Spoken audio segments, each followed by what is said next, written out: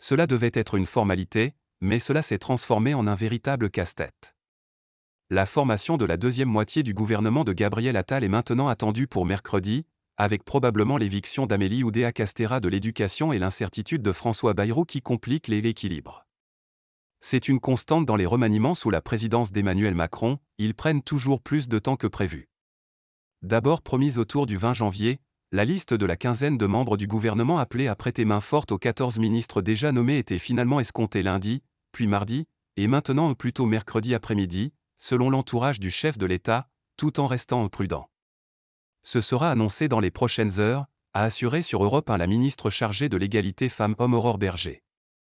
Même à quelques heures du possible dénouement, très peu d'informations filtraient.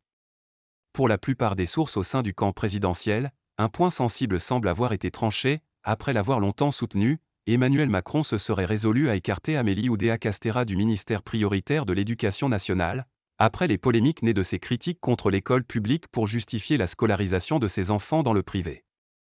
Je souhaite son départ car je pense que l'éducation nationale est une grande priorité, a déclaré sur Sud Radio le député Rassemblement national Jean-Philippe Tanguy, jugeant, à l'unisson des syndicats et des autres oppositions, qu'elle n'a plus la confiance des enseignants. AOCE pourrait être rétrogradé pour ne garder qu'une partie de ses attributions, notamment les Jeux Olympiques. Candidat aux surprises à l'éducation ? Le président avait même en tête, dès lundi soir, un candidat aux surprises pour porter les vastes chantiers autour de l'école, assure un proche. Mais après sa relaxe judiciaire lundi, François Bayrou s'est invité dans l'équation à l'équilibre, comme la nomme un conseiller élyséen. Et comme en maths, quand on commence à ajouter une inconnue, ça devient plus rock, glisse-t-il. Le président du MoDem, allié d'Emmanuel Macron depuis son ascension vers l'Élysée, a clairement fait des offres de service pour revenir au gouvernement dont il avait été écarté après quelques semaines seulement en 2017 en raison de ses ennuis judiciaires. Et son nom a donc commencé à circuler avec insistance pour reprendre l'éducation, dont il fut déjà le ministre dans les années 1990.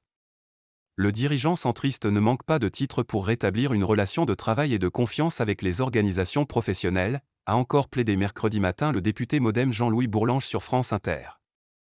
À moins qu'il hérite d'un autre portefeuille important, quitte à provoquer un jeu de chaises musicales plus vaste qu'attendu. Quoi qu'il en soit, évidemment François Bayrou a parfaitement sa place dans un gouvernement, c'est le moins qu'on puisse dire, a dit sur France Info le député Renaissance Éric Woerth. Va-t-il faire son grand retour ? Plus ça va, moins c'est clair, ironise un proche du leader centriste, tout en laissant entendre qu'il n'avait, à ce stade, pas été conduit par Emmanuel Macron et Gabriel Attal, qu'il a rencontrés successivement lundi et mardi.